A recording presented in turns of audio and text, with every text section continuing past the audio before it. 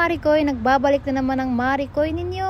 Kung tayo pumasok ng trabaho, magbublower muna tayo para maganda naman yung hair natin. Marikoy, pagpapasensyahanin na yung aking mukha dahil ang daming sumpa. Ang kahapon yan mga Marikoy, kaya yan, pagpapasensyahanin na talaga yung aking mukha dahil yan ang kagandahan ko.